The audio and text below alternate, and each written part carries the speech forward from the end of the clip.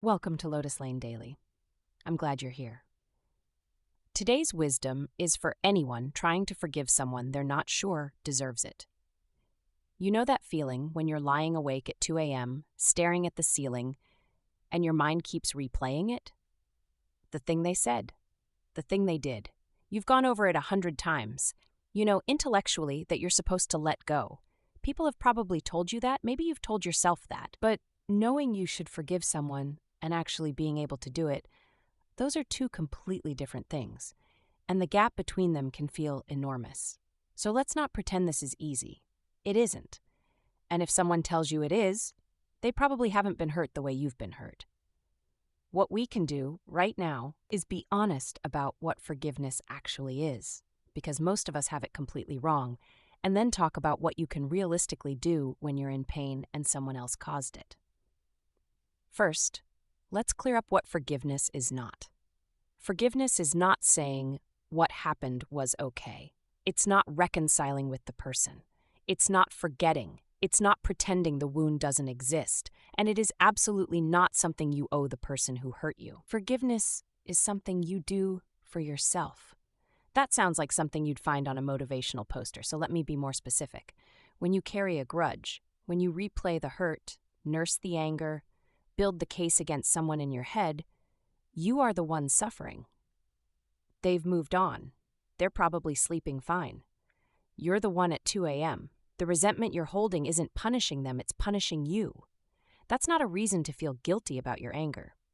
The anger is real, and it's telling you something important, that you were wronged, that you have limits, that you matter. Don't rush past that. But at some point, you have to ask yourself, how long do I want to keep paying this price? What a 13th century philosopher understood about this.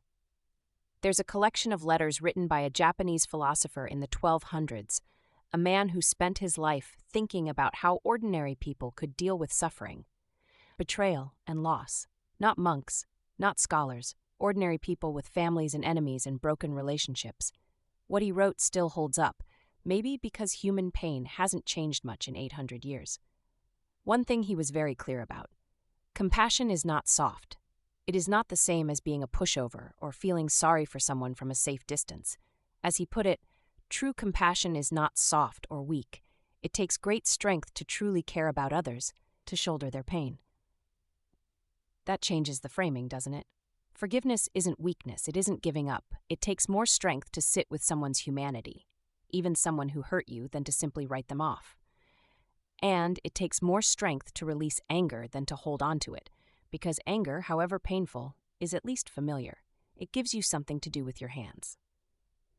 The problem with just let it go. Here's what nobody tells you. You can't think your way into forgiveness. You can't decide to stop feeling hurt and then feel better. The mind doesn't work like that. Feelings aren't light switches. What you can do is change your relationship with the story you're telling. Right now, in your head, there's a version of events. You're in it. They're in it. You know who the villain is. That story is real. The pain is real, but it's also incomplete. The same philosopher wrote something that's worth sitting with. Wisdom is the ability to see things as they really are, not as we wish them to be, and then to act accordingly. Seeing things as they really are is hard. It means looking at the person who hurt you as a full human being. Someone who also has fears, wounds, blind spots, things they regret, things they never dealt with. That doesn't excuse what they did, but it does make them something other than a cartoon villain, and it's much harder to stay consumed by someone once you see them clearly. This isn't about excusing them. It's about releasing yourself from the story where they have all the power. Some actual things you can do tonight. Philosophy is useful, but you also need something to do with your hands. Here are a few things that genuinely help, not because they're magic, but because they give your nervous system something to work with. Write it out, uncensored, not to send, not to share. Just for you.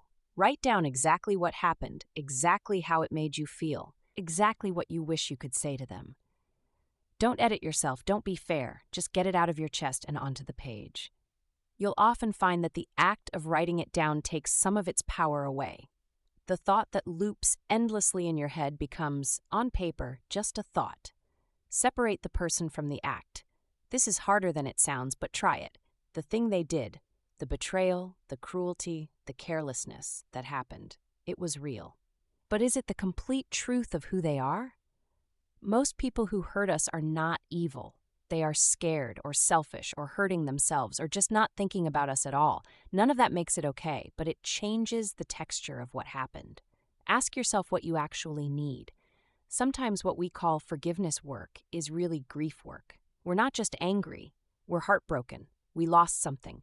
Maybe trust, maybe a friendship, maybe a version of ourselves that believed certain people were safe. Grief needs to be named before it can move. What did you actually lose here? Stop waiting for an apology. This one is brutal, but necessary. If you've tied your ability to heal to whether or not this person apologizes or acknowledges what they did, you've handed them your healing. They may never apologize. They may not even know they hurt you. You cannot wait for their remorse before you allow yourself to be okay. That's too high a price. Talk to someone. Not to vent endlessly, that can actually reinforce the hurt, but to be witnessed by someone who cares about you. There's something about being heard, really heard, that loosens the grip of pain. That same philosopher wrote something simple that I keep coming back to. A single warm word can give someone the courage to go on living. Never underestimate the power of your compassion. You deserve to receive that kind of compassion too. Reach out to someone. Let them sit with you in this. What forgiveness actually feels like when it happens. It's rarely a moment. It's rarely a decision you make once and then it's done. It's more like you notice one day that you thought about them and it didn't pull you under. Or you hear their name and feel tired instead of furious. Or you tell the story to someone and realize you're no longer in it the same way. That's it. That's forgiveness. Not a grand gesture, not a conversation where everything gets resolved, just the slow, quiet loosening of something that had its hooks in you. It might take a week. It might take years. Both are okay. There's no timeline for this, no matter what anyone tells you. One last thing. If you're reading this at 2 a.m. because you're hurting, I want you to know that the fact that you're searching for a way through this, instead of just deciding to be bitter forever, already says something about who you are. You want to be free of this. That's the beginning of everything. You don't have to like the person who hurt you. You don't have to let them back into your life. You don't have to perform peace you don't feel. You just have to find a way to put down something heavy enough that it's breaking you under the weight of carrying it. That's all forgiveness is. Putting down something heavy. Not for them. For you. You can do that. Maybe not tonight. But you can do it. That's the wisdom for today. If something here landed for you, share it with one person who might need to hear it too. Take it slow. I'll see you tomorrow on Lotus Lane Daily.